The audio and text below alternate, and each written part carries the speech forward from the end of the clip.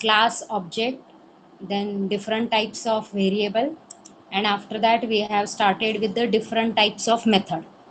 So we have seen two different methods in the previous lecture, the instance method and the class method.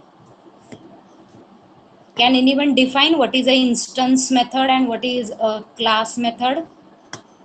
There are three types of method: instance method, class method, and static method. In that we have completed two types of method. Can anyone tell what just the definition of a instance method and class method? Why the names are given such that?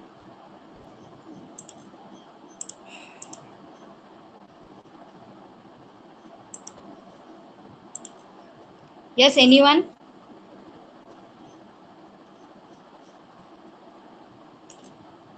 R all student on the WhatsApp group. मी rejoin व्हायचा message व्हॉट्सअपवर टाकलाय, तुमच्या ह्याच्यावर नव्हता, टेलिग्रामवर.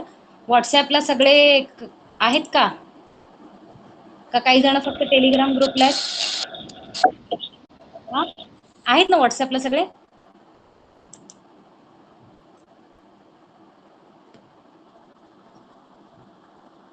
So I will just put the message on Telegram group also.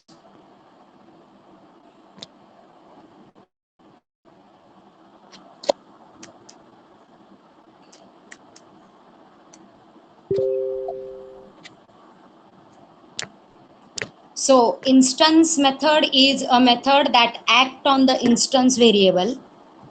Now the class method is a method which acts on the class variable. So instance म्हणजे आपण बघितलं असे व्हेरिएबल आपण जे कन्स्ट्रक्टरच्या आतमध्ये डिफाईन करतो, बरोबर आहे. त्यानंतर क्लास मेथड, क्लास व्हेरिएबल ही अशी व्हेरिएबल आहेत जे तुम्ही कन्स्ट्रक्टरच्या बाहेर आणि क्लासच्या हेडिंग नंतर डायरेक्टली आपण काय करतो, डिफाईन करतो, त्यांना आपण क्लास व्हेरिएबल म्हणतो. सो क्लास व्हेरिएबलवर जे ऍक्ट होतात त्याला आपण क्लास मेथड म्हटलंय, आणि इन्स्टन्स व्हेरिएबल जे ऍक्ट होतात त्याला आपण काय म्हणतो, इन्स्टन्स मेथड म्हणतो. इथपर्यंत आपण बघितलं होतं. Again the instance method has to type, the mutuator method and a accessor method. So what is the accessor method is, now accessor method only either input the variable or output the variable, but they don't modify the value of the variable. So normally these methods are in the form of get any variable name, get salary, get id, get role, and these are called as the getter methods. Opposite to that we have the mutuator method. So normally these method modify your variable values. जे तुमचे instance variable आहेत त्याच्या values काय करतं, हे modify करतं, आणि त्याला आपण सेटर मेथड म्हणतो. म्हणजे सेट रोल नंबर असेल, सेट नेम असेल, सेट सॅलरी असेल, व्हॉट एव्हर. त्याच्यानंतर क्लास मेथड जी आहे ती काय करते, क्लासचा ऑब्जेक्ट म्हणजे what we can say, it act on a class variable, and for the method we pass the class reference, not the object reference. त्या मेथडच्या ब्रॅकेटमध्ये आपण CLS लिहितो. So that CLS is a reference of class, not a reference of object. Okay, तो क्लासचा reference असतो, ऑब्जेक्टचा reference नाहीये. आणि normally मग आपण त्याला त्या क्लासच्या ह्याच्यानेच कॉल करतो, क्लासच्या रेफरन्स. त्यानंतर आता तिसरी मेथड आली, static method. So normally static methods are defined using at static method decorator. आता डेकोरेटर हा कन्सेप्ट काय आहे, तर this is just a statement. आपण एखादं फंक्शन असेल, डेफिनेशन असेल, तर त्याच्यावर आपण काय करतो, ते एक स्टेटमेंट लिहितो. Normally the decorator start with the variable at the rate. मग हे काय इंडिकेट करतात, तर आपण जी मेथड डिफाईन करायला लागलो त्या मेथडचा टाईप काय आहे हे डिफाईन करण्यासाठी आपण ते डेकोरेटर यूज करतो. मग आपण दोन टाईपचे डेकोरेटर बघितले. एक बघितला ॲट क्लास मेथड, जे क्लास मेथड आहे हे कंपायलरला सांगतं और पायथन इंटरप्रेटरला सांगतं. आणि त्याच्यानंतर ना आपण सेकंड बघणार आहे at static method. So this tell that this method we are defining is a static. Okay. Now the static method doesn't use any object like self or CLS. आता सेल्फ मध्ये काय स्टोर असतो, जो object call करतो त्याचा reference असतो. CLS मध्ये काय असतं, ज्या क्लासनी त्याला डिफाईन केलंय किंवा जो क्लास त्याला यूज करणार आहे त्याचा रेफरन्स असतो. But static method doesn't use your CLS or self. Okay. Now they work like regular function but belong to the class namespace. तुमचे जे नॉर्मल रेग्युलर फंक्शन असतात ते तसेच वर्क होतात, but they always use the namespace. आता namespace म्हणजे काय सांगितलं, memory area. They use the memory area of the class. क्लासचा जो मेमरी एरिया आहे तो मेमरी एरिया यूज करतो, हा इंडिव्हिज्युअल ऑब्जेक्टचा मेमरी एरिया यूज करत नाही.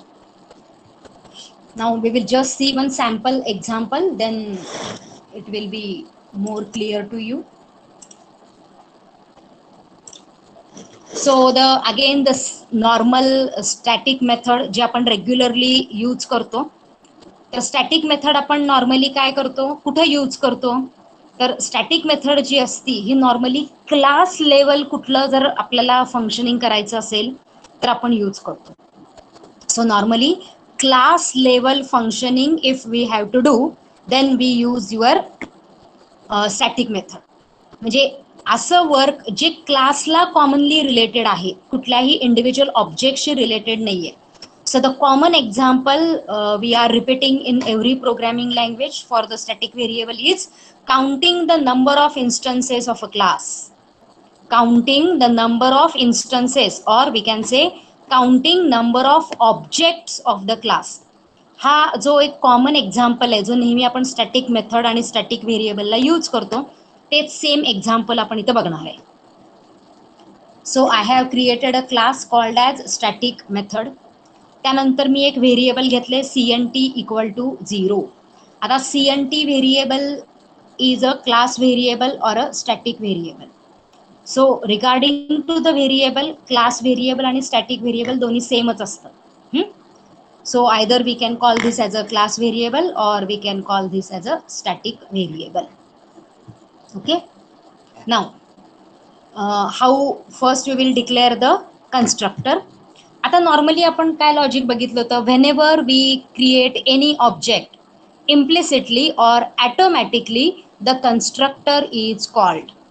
Implicitly or automatically the constructor is called. Okay. Now if I have to keep a count of a object or instance, each time I will increment the counter in constructor only, because whenever we create an object the constructor is called. म्हणजे automatically each time object तयार झाला की तुमचा जो count आहे तो plus plus होईल.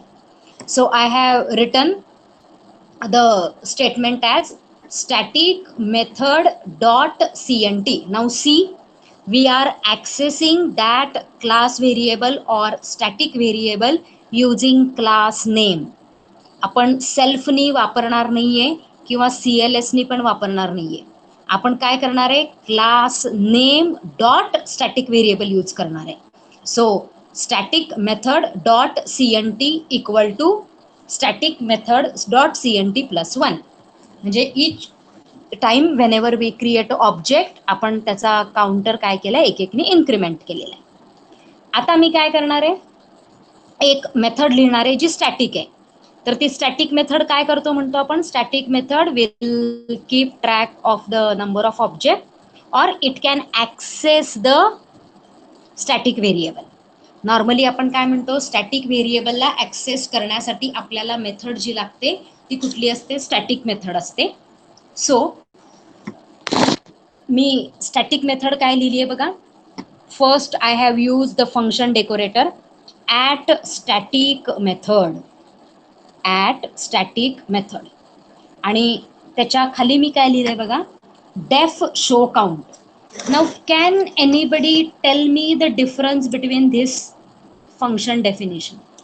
आपण आत्तापर्यंत ज्या फंक्शन डेफिनेशन वापरल्या त्या आणि आता तुम्हाला जी फंक्शन डेफिनेशन दिसाली ह्याच्यात एक मेजर चेंज झालेला तुम्हाला दिसेल. Can anybody guess? मी हायलाइट पण केलंय थोडंसं. हां, तर आतापर्यंत आपण जे इन्स्टन्स व्हेरिएबल वापरलं त्याच्या ब्रॅकेटमध्ये आपण काय वापरलं होतं, सेल्फ वापरलं, किंवा कुठल्याही मेथड तुम्ही आतापर्यंतच्या क्लासच्या आठवा, सगळ्याच्या ब्रॅकेटमध्ये सेल्फ होतं. त्यानंतर आपण क्लास मेथड वापरलो, तर त्या क्लास मेथडच्या ब्रॅकेटमध्ये आपण काय लिहित होतो, CLS लिहित होतो, म्हणजे क्लासचा रेफरन्स. पण ही जी स्टॅटिक मेथड आहे त्याच्या ब्रॅकेटमध्ये मी काहीही लिहिलेलं नाहीये, because this method completely belongs to the class. It is under the name space of a class, त्यामुळं कुठल्याही रेफरन्सची ह्याला गरज नाहीये. So what it will do, we just define it as def and the function or the static method name show count, bracket open close, एवढंच. नाव print number of object equal to, आता हा जो नंबर ऑफ ऑब्जेक्टचा count आहे CNT मध्ये save आहे. Okay, the count is available in the CNT variable, आणि त्या व्हेरिएबलला ऍक्सेस करायला आपण काय केलंय, क्लासचं नेम वापरलंय. So it is static method dot CNT. मग आता बघा, पहिल्यांदा मी काय केलं, पहिला एक ऑब्जेक्ट तयार केला S1 स्टॅटिक मेथड. त्याच्यानंतर मी काय केलं बघा, एक प्रिंट स्टेटमेंट वापरली आहे की कुठला ऑब्जेक्ट तयार झाला हे मला प्रिंट करायचे. So I have used print object static method dot CNT created, म्हणजे ऑब्जेक्ट क्रिएट होताना त्याचे नंबरिंग प्रत्येक ऑब्जेक्टचे दिसावे म्हणून मी तसं स्टेटमेंट वापरलंय. म्हणजे object 1 created, object 2 created, object 3 created, object 4 created, असं डिस्प्ले व्हावं म्हणून. आता तुम्ही अजून एक थोडासा जर चेंज बघितला, तर आता इथं बघा, आपण कुठल्या एरियामध्ये, मेन प्रोग्राम एरियामध्ये, तिथं सुद्धा तुम्हाला जर CNT वापरायचं असेल तर आपण काय वापरणार, static underscore method dot CNT, तुम्ही त्याच क्लासच्या नावाने वापरणार. आता मेजरली एक डिफरन्स काय आहे, I will tell you. In OOP class all the functions and methods and variables are by default which access specifier. तुम्ही जर ऍक्सेस स्पेसिफायर मेन्शन नाही केला तर C++ मध्ये तुमचं कुठलं मेथड असू दे, ओके, और व्हेरिएबल असू दे, ते कुठल्या ऍक्सेस स्पेसिफायरच्या अंडर येतं. Very simple and common question. Public. नीट लक्षात घ्या, क्लासमध्ये, C++ मध्ये, किंवा इव्हन तुमचा जावामध्ये पण असेल. जावाबद्दल मी कन्फर्म नाही, पण C++चा आठवा, जर तुम्ही कुठलाच ऍक्सेस स्पेसिफायर नाही लिहिला तर तुम्ही जे काही टाईप करता ते सगळं कुठल्या सेक्शनच्या अंडर जातं, public, private, protected. So everything goes under a private section. Okay, जर क्लासमध्ये आपण कुठलाच ऍक्सेस स्पेसिफायर नाही लिहिला तर बाय डिफॉल्ट प्रत्येक मेथड आणि variable it goes under your private section. पण पायथॉन मध्ये काय होतं, by default all the method, all the variable goes under public section. आपण ऍक्च्युली तो कुठंही तुमच्या पायथॉन मध्ये तुम्हाला पब्लिक, प्रायव्हेट, प्रोटेक्टेड असे ऍक्सेस स्पेसिफायर किंवा कीवर्ड सापडणार नाही. आपण थ्रू कीवर्ड पब्लिक आणि प्रायव्हेट लिहिणार नाहीये. But in Python classes by default the method and variable are public. त्यामुळं हे जे CNT व्हेरिएबल होतं ते मी मेन सेक्शन मध्ये पण वापरू शकते आणि क्लासच्या आतमध्ये पण वापरू शकते. तुम्ही पाहिजे तर दुसऱ्या व्हेरिएबलसाठी पण करून बघू शकता. So by default the methods and variables are public. असं मी S1 ऑब्जेक्ट केला, S2 ऑब्जेक्ट केला आणि S4 ऑब्जेक्ट केला. असे टोटल मी काय केले, 4 ऑब्जेक्ट क्रिएट केले. त्याच्यानंतर जर मला आता स्टॅटिक मेथड कॉल करायची असेल तर static method is always called by using class name. Static method is always called using class name. Class name use करूनच आपण स्टॅटिक मेथडला कॉल करतो. तिथं कुठंही CLS येत नाही, सेल्फ येत नाही, किंवा तुमच्या क्लासचा ऑब्जेक्ट पण येत नाही. So I will use class name dot show count. So static method called using class name.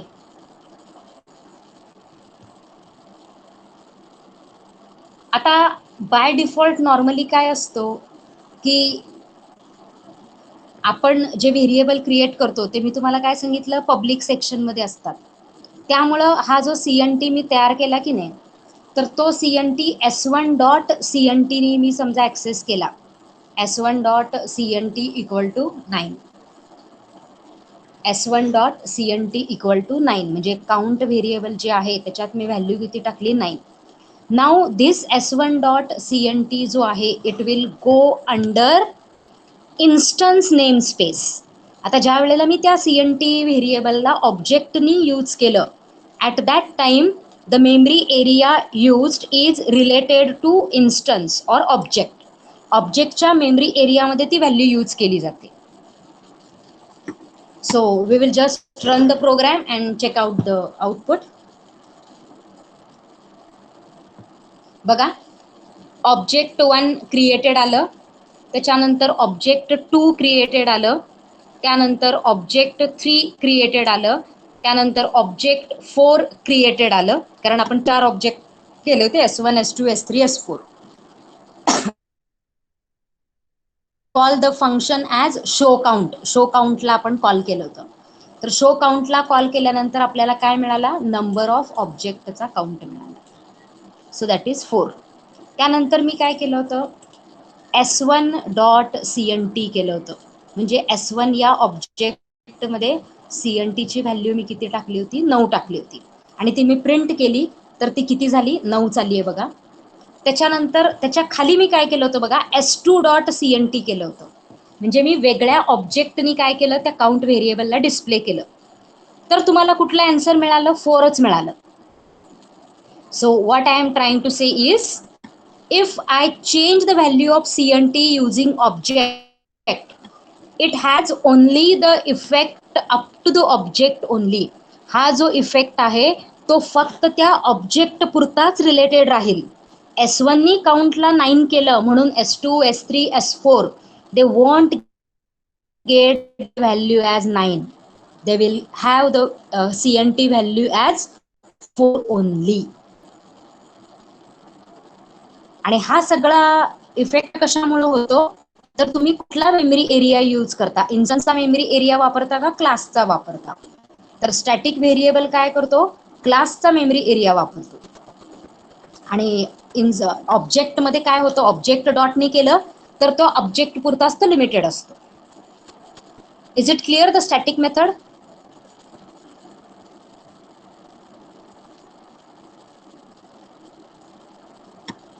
आता मेजरली ह्याच्यातला MCQ जर ह्याच्यावरचे कन्सिडर करायचे झाले तर या CNT व्हेरिएबलची व्हॅल्यू क्लासनी कॉल केल्यानंतर काय डिस्प्ले होते आणि ऑब्जेक्टनी केल्यानंतर काय होते, हे MCQज असू शकतील. त्यानंतर हा इथला डिफरन्स आहे. जर तुम्ही स्टॅटिक मेथड लिहिली तर त्याच्या ब्रॅकेटमध्ये काय पास करणार, we are not passing anything, there is only open close bracket. Is it okay with static method. Yes ma'am. तुमच्या मायक्रो प्रोजेक्टच्या लिस्टमध्ये I have given a topic as function decorator. मी तुम्हाला ह्याच्या आधी पण रिमाइंड केलं होतं. So function decorator is nothing but that at static method, at class method, हे 2 आपण वापरलेत. तर ह्याच्या सोडून सुद्धा अजून भरपूर आहेत. तर तुम्ही ते ॲज अ मायक्रो प्रोजेक्ट घेऊन ते सगळे फंक्शन डेकोरेटर इम्प्लिमेंट करून दाखवू शकता. You can just demonstrate what are the different function decorators. Okay, so we will go to the next topic now.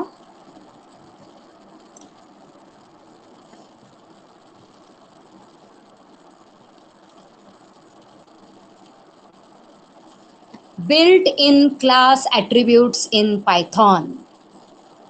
आता नॉर्मली आपण जेव्हा कॉम्प्लिकेटेड प्रोजेक्ट्स वगैरे करतो त्यावेळेला इंटरनली काय काय होतं हे आपल्याला कधी कधी फाइंड आउट करायचं असतं. आपण जो क्लास वापरलाय त्याचं नाव काय, म्हणजे ज्या वेळेला आपण कॉम्प्लिकेटेड मोठे मोठे प्रोजेक्ट करतो त्यावेळेला आपण हंड्रेड्स ऑफ क्लासेस यूज करतो आणि एकमेकांना ते इंटरलिंक असतात. तर कुठला क्लास कॉल केला गेला आहे, त्यानंतर त्या क्लासचं नाव काय, तर तो क्लास कुठल्या मॉड्यूलमध्ये आलेला आहे, अशी इन्फॉर्मेशन ज्या वेळेला आपल्याला पाहिजे असते, that means the information related to the class. तो क्लास काय काय करतो मला ह्याची इन्फॉर्मेशन नकोय, पण त्या क्लाससाठी जी इन्फॉर्मेशन आहे की तो क्लास कुठं सेव्ह झाला, त्याचं मॉड्यूल काय वगैरे, क्लास रिलेटेड जी इन्फॉर्मेशन आहे ती इन्फॉर्मेशन जी आहे ती बिल्ट इन क्लास ॲट्रिब्यूटमध्ये सेव्ह होते. मग असे बिल्ट इन क्लास ॲट्रिब्यूट कुठले आहेत, we will just see a list. तर आपण हे ॲट्रिब्यूट कसे वापरतो, तर क्लास नेम डॉट तुमचे ते ॲट्रिब्यूट वापरतो. ज्या क्लाससाठी तुम्हाला यूज करायचं आहे त्या क्लासचं नाव आणि डॉट ऑपरेटर आणि तुमचे हे ॲट्रिब्यूट वापरायचे. Before this also I have remind you that whatever the variables are built in Python or the methods which are built in Python are always start with double underscore and end with double underscore. येते लक्षात मी काय सांगते, ह्याच्या आधी पण आपण बघितलं होतं, जे काही बिल्ट इन व्हेरिएबल असतील, बिल्ट इन मेथड असतील, बिल्ट इन फंक्शन असतील पायथॉन मधले, तर ते सगळे स्टार्ट होतात डबल अंडरस्कोरनी आणि एंड होतात डबल अंडरस्कोरनी. Okay, so start with double underscore and end with double underscore. आठवते ह्याच्या आधी काय काय वापरलंय आपण. आता इथं जे तुम्हाला मी व्हेरिएबलची लिस्ट सांगणार आहे, that start with double underscore end with double underscore. ह्याच्या आधी आपण कुठलं वापरलेलं आठवतंय? Underscore underscore init underscore underscore. हे काय आहे? कन्स्ट्रक्टर आहे. It is a built in method आहे. मग ती सुद्धा अंडरस्कोरनी चालू होती, 2 अंडरस्कोरनी आणि 2 अंडरस्कोरनी एंड होती. Okay, so we will see. पहिलं व्हेरिएबल आहे dict, DICT. So it will give the dictionary containing the class name space. म्हणजे क्लासचा जो मेमरी एरिया आहे तो कुठल्या डिक्शनरीमध्ये आहे हे आपल्याला डिस्प्ले. त्यानंतर सेकंड बिल्ट इन ॲट्रिब्यूट आहे doc, DOC. So class documentation string or none if undefined. आपण काय म्हटलं होतं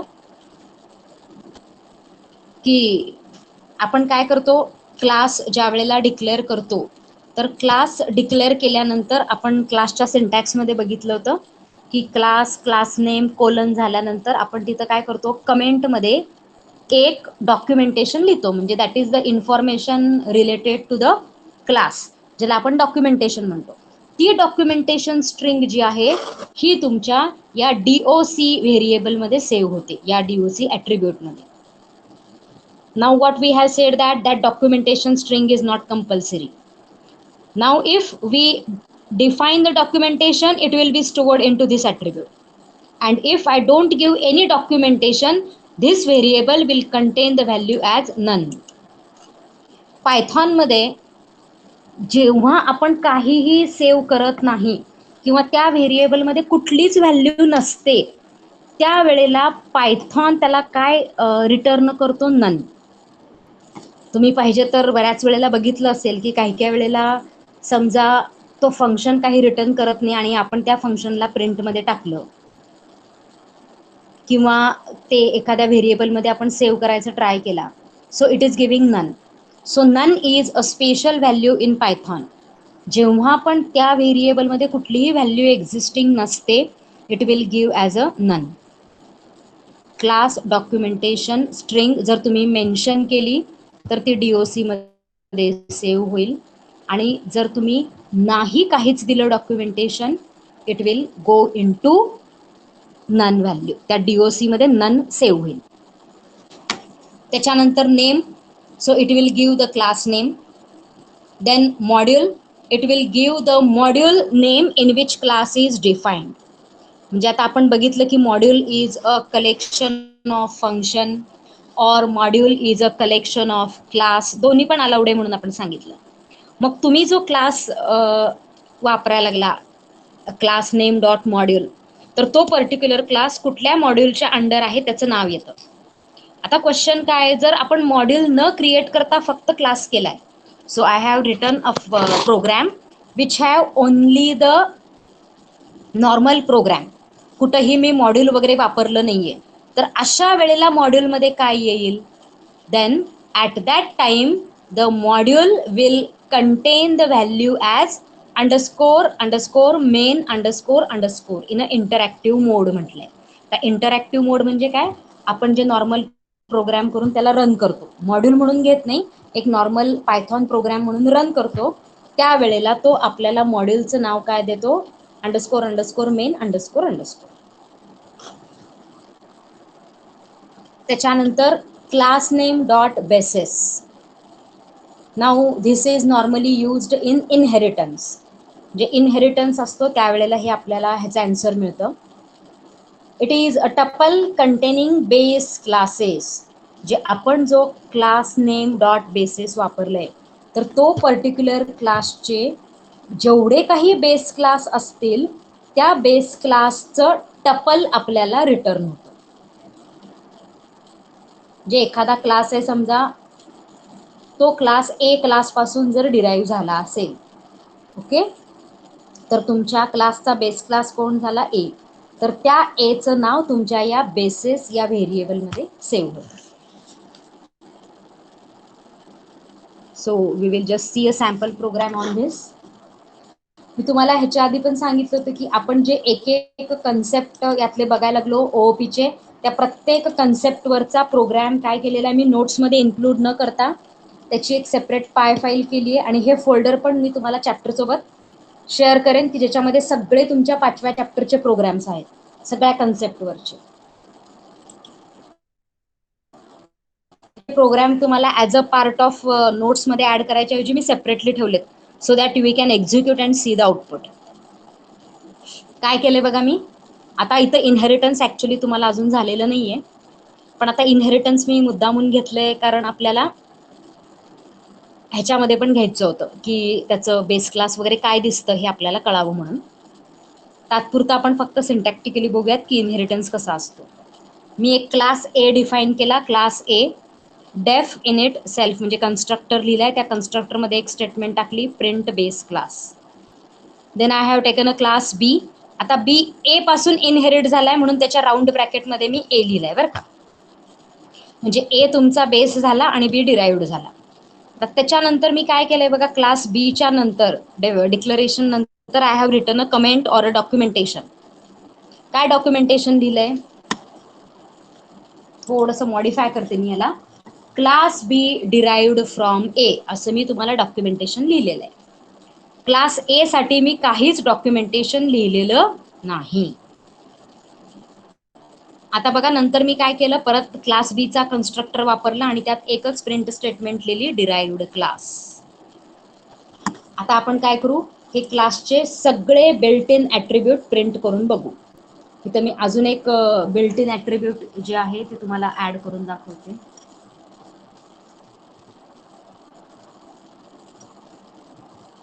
आपण काय करू, ए क्लासची पण डॉक स्ट्रिंग ट्राय करून बघू. कारण एला आपण काही डॉक्युमेंटेशन स्ट्रिंग दिली नव्हती, तर ती काय दिसती हे बघूयात आपण. So I have displayed the doc, the name, bases, dict आणि मॉड्यूल. हे सगळं क्लास बीचं मी काय केलेलं आहे, फक्त प्रिंट स्टेटमेंटमध्ये टाकलेलं आहे.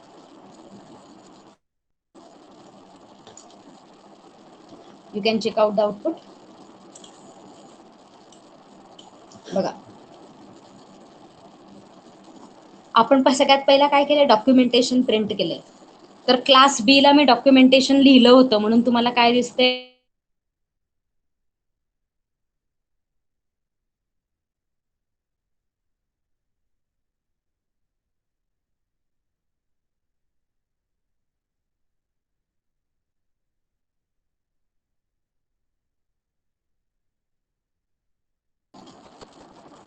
त्याच्यानंतर क्लास कुठल्या मॉड्यूलमध्ये आहे ते दाखवते म्हणून सांगितलं, पण इथं मी काय म्हटलं, आपण कुठलाही मॉड्यूल क्रिएट केलेला नाहीये. We have just created a sample program और sample Python file. So the output is underscore underscore main underscore underscore. म्हणजे या आन्सर वरून तुम्ही फाइंड आउट करू शकता की तुमचा प्रोग्राम एक मॉड्यूल आहे का नॉर्मल पायथॉन प्रोग्राम आहे, म्हणजे इंटरनली ही व्हॅल्यू यूज केली जाते रन करताना.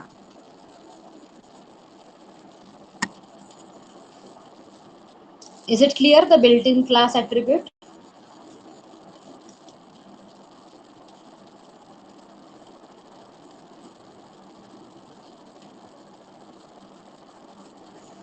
Is it clear class attributes?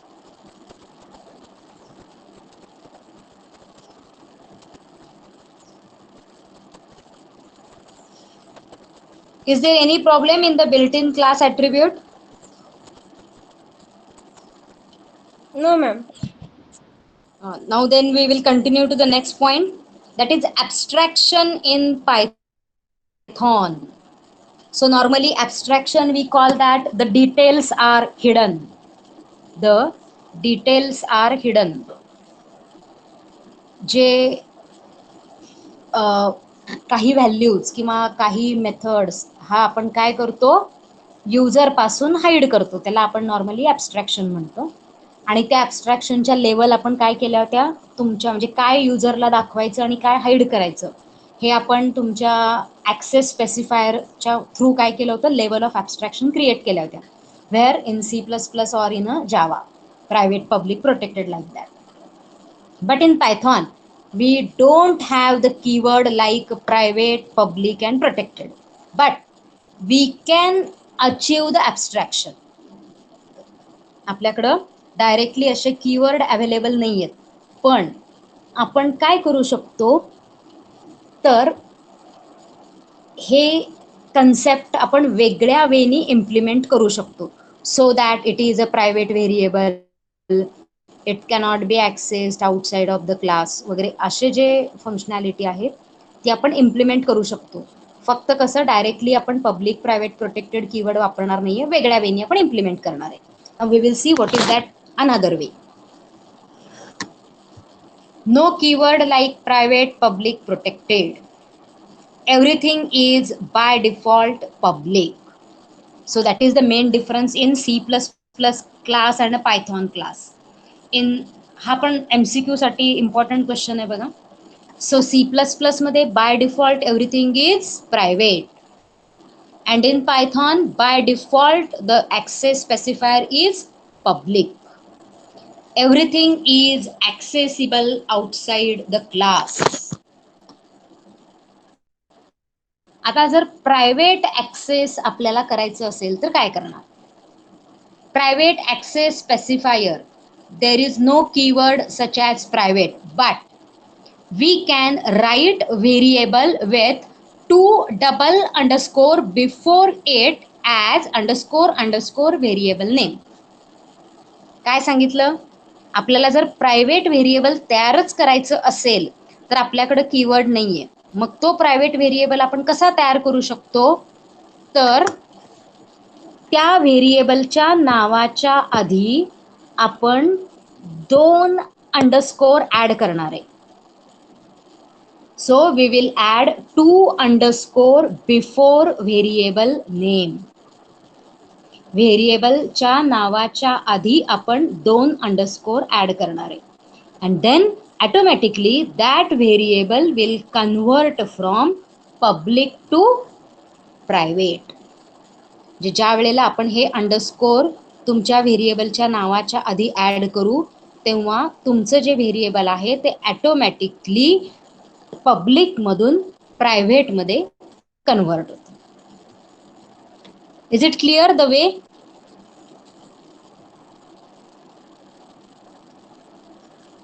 Now we will see how we can do it. I have declared a class test.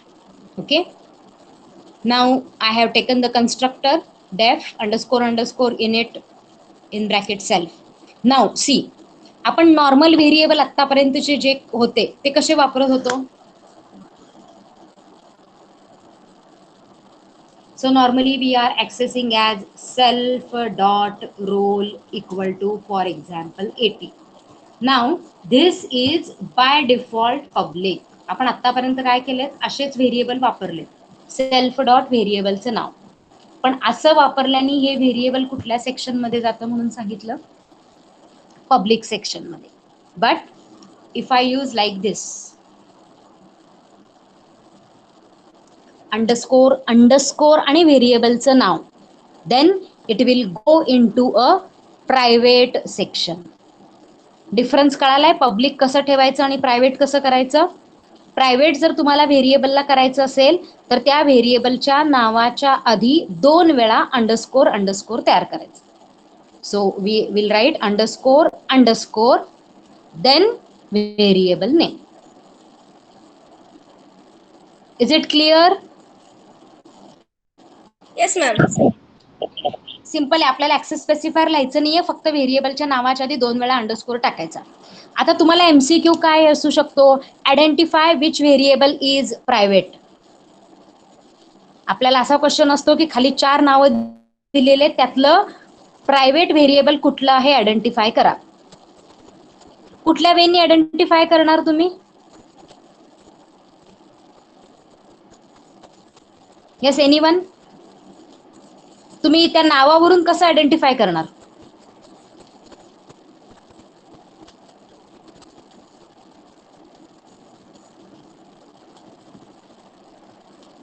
Which rule you will apply to identify the variable which is private? तुम्हाला 4 व्हेरिएबलची नावं दिलेली आहेत, त्यातनं तुम्हाला private variable कुठलं आहे हे जर फाइंड आउट करायचं असेल as a MCQ,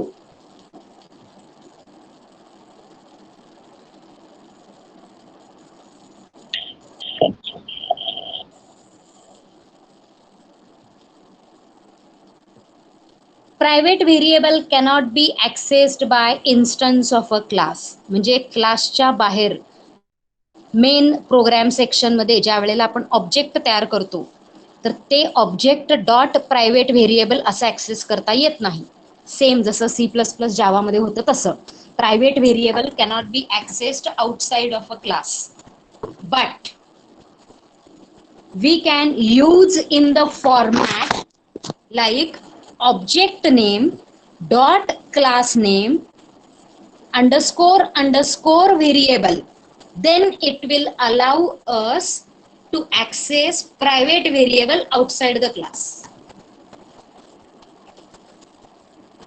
And this concept is known as name mangling.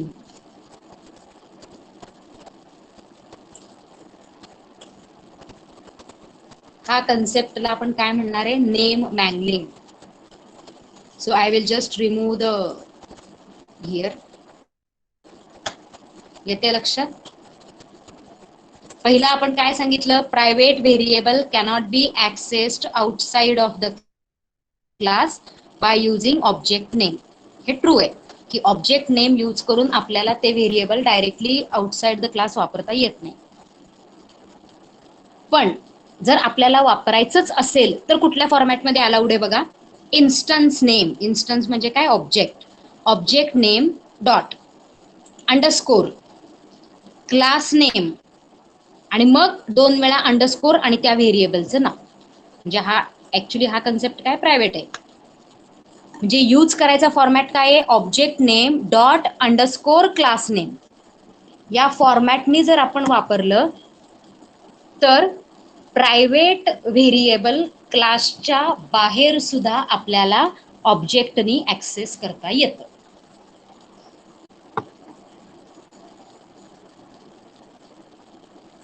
Is it clear? And this concept is known as name mangling. याच कन्सेप्टला आपण काय म्हणणार? Name मँगलिंग.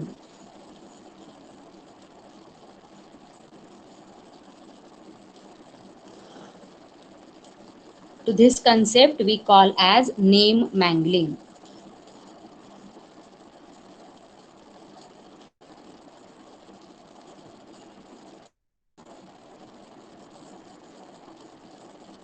Even if I have to create a method as private, I will apply the same rule. जसं व्हेरिएबलला आपण private केलं तसंच आपण मेथडला सुद्धा प्रायव्हेट करू शकतो. Use the same way that use double underscore before the name of the method. आतापर्यंत आपण काय केलं? डायरेक्टली डेफ आणि मेथडचं नाव वापरत होतो. मग ती मेथड काय होती? पब्लिक होती.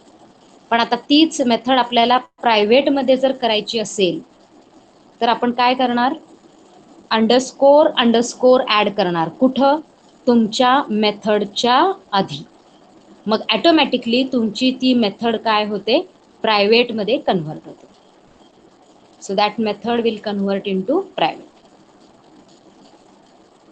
Is it clear how we will take a private variable and how a private method will be?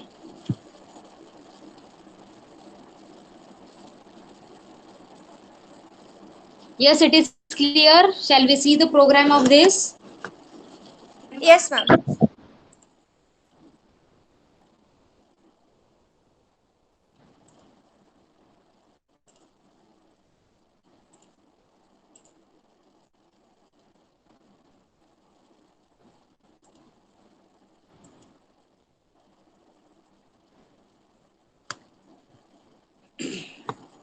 Now see, class test आपण घेतलाय s equal to 30. Now this is a class variable or we can say as a static variable also.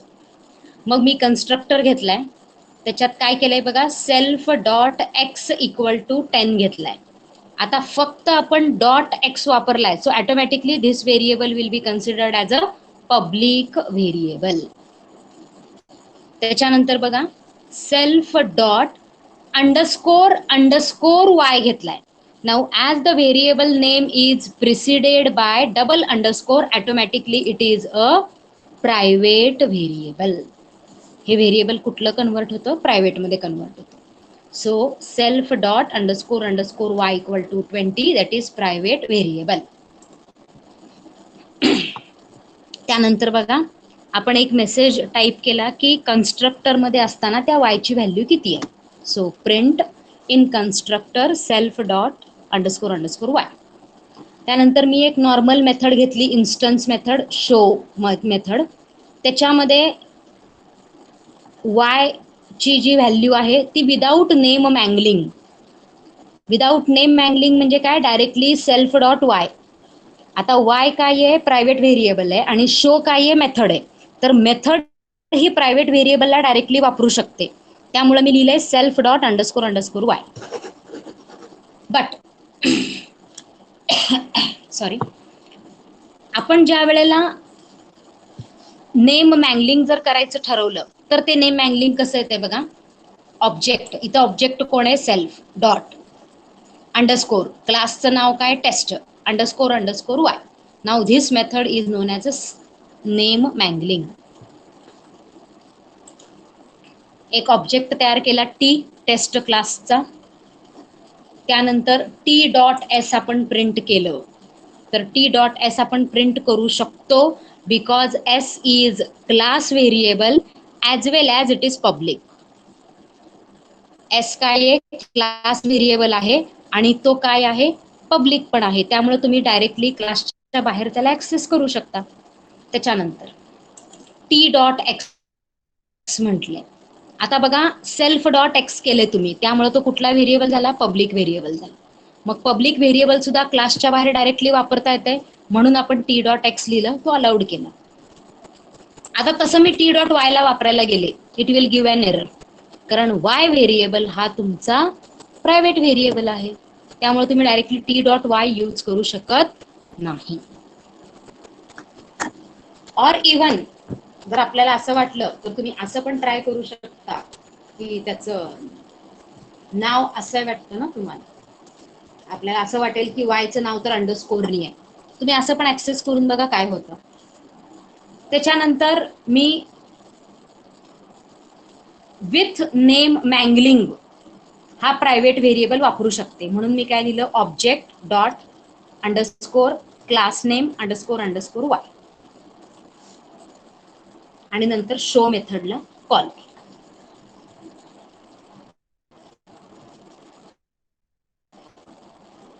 बघा, पहिला constructor मध्ये Y ची value print झाली 20, त्याच्यानंतर S ची value print केली 30, त्यानंतर एक्स ची व्हॅल्यू प्रिंट केली 10.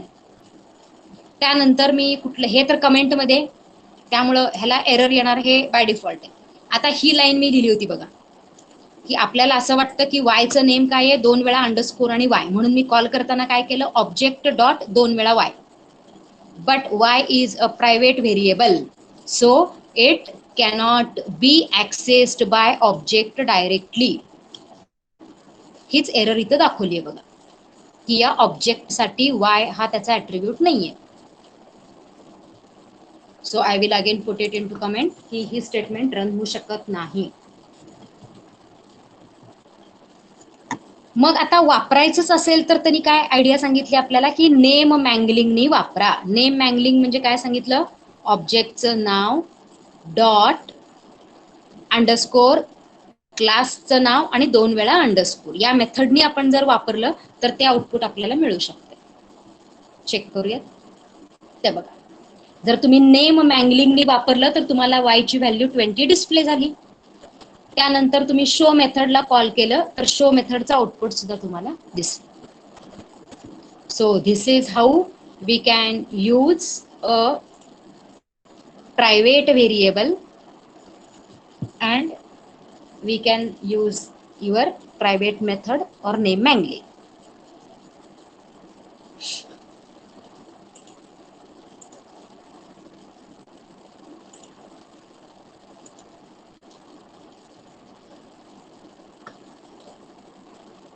इथं प्रायव्हेट मेथडचं एक्झाम्पल दाखवलंय बघा.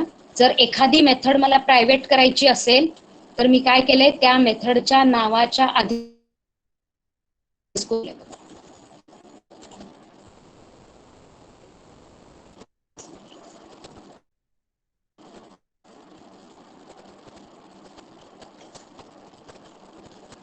आता बघा, प्रायव्हेट मेथड ही आणि ती मेथड जर मला प्रायव्हेट करायची असेल तर त्याच्या नावाच्या आधी मी 2 वेळा अंडरस्कोर टाकलं, आणि पब्लिक असती त्याला अंडरस्कोर वगैरे काय पुढं मागं करायची गरज नाहीये. मग आता प्रायव्हेट मेथड जर तुम्हाला कॉल करायची असेल तर त्याला कॉल कोण करू शकतं सांगा मला, इनसाइड द क्लास ओनली. जर प्रायव्हेट मेथड आपल्याला ऍक्सेस करायचं असेल, प्रायव्हेट मेथड असेल, व्हेरिएबल असेल, तर त्याला कोण ऍक्सेस करू शकतं म्हटलंय, फक्त क्लासच्या आतमध्ये. म्हणून मी काय केलं बघा, या पब्लिक मेथडमध्ये प्रायव्हेट मेथडला कॉल केलं, त्यामुळे तसं अलाउड आहे. त्यानंतर मी काय केलं बघा, एक ऑब्जेक्ट तयार केला, ए इक्वल टू ऍब्स्ट्रॅक्शन. ए ऑब्जेक्ट आहे आणि क्लासचं नाव आहे ऍब्स्ट्रॅक्शन. आता ए ऑब्जेक्टने मी सगळ्यात पहिला काय केली, तुमची ही प्रायव्हेट मेथड ऍक्सेस करायचा ट्राय केला. प्रायव्हेट मेथड ऍक्सेस करायचा ट्राय केला. You will get a error, can't access private method outside the class, अशी एरर तुम्हाला मिळेल. आणि तेच जर तुम्ही पब्लिक मेथडला कॉल केला तर ती रन होईल.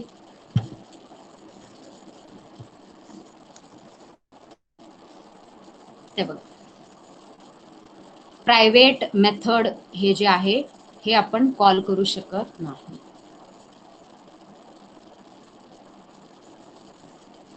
हे बघा, मग अशी जी मी एरर दाखवली ना, ती एरर ही आहे, can't access private method outside the class. कारण ती प्रायव्हेट असल्यामुळे तुम्ही ऑब्जेक्टनी त्याला मेन मध्ये बाहेर प्रिंट करू शकत नाही. आणि आता आपण जर त्या स्टेटमेंटला जर कमेंट मध्ये टाकलं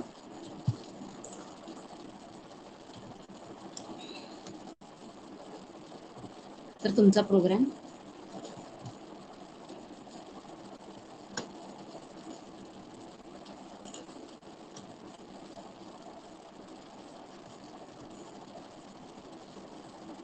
आता कमेंट मध्ये जर आपण ती एरर वाली कमेंट मध्ये टाकलं तर ऑटोमॅटिकली तुमचं public method private method run झालं. म्हणजे जसं आपण व्हेरिएबलला प्रायव्हेट करू शकतो तसं मेथडला पण करू शकतो.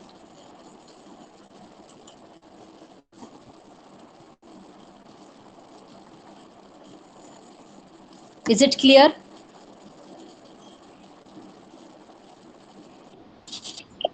ओके. मायक्रो प्रोजेक्ट अजून बऱ्याच जणांनी मला ग्रुप आणि तुमचे सब्जेक्ट दिलेले नाहीयेत. बऱ्याच जणांचं अजूनही पेंडिंग आहे. सो तुम्हाला काय काम सांगितलंय, फक्त तुमच्या ग्रुपची मेंबरची नावं आणि त्या तुम्ही डिसाईड केलेला मायक्रो प्रोजेक्ट. हे फक्त तुम्हाला मायक्रो प्रोजेक्ट आता कुठं मागितलंय, फक्त तुम्हाला नाव मागितलेलं आहे. And according to the revised academic calendar, your test will be after 15 June. I think 16 June is the date. म्हणजे 16 जून पासून तुमची सेकंड युनिट टेस्ट असेल, त्याच्या आतमध्ये तुमचं सिलेबस फिनिश आणि मायक्रो प्रोजेक्ट व्हायला पाहिजे. जे अजून 15 दिवस तुमच्या हातात आहेत. आणि मायक्रो प्रोजेक्ट जे टॉपिक दिलेले आहेत त्यातला कुठलाही प्रोग्राम जर तुम्ही काउंट त्याची लेंथ काउंट केली, it is not exceeding a page. तुम्ही प्रिंटआउट जरी काढलं तरी एका पेजपेक्षा मोठा कोड तुम्हाला कुठल्या तुमच्या मायक्रो प्रोजेक्टचा होणार नाहीये. So try to finish as early as possible. Okay, those who have not submitted your micro project and your group, please submit earlier. Then for today we will stop here. In the next lecture we will go for the polymorphism concept. आता आपले दोन main concept फक्त उरलेले आहेत ओओपीतले, एक polymorphism आणि एक inheritance. So in the next lecture we will continue with polymorphism.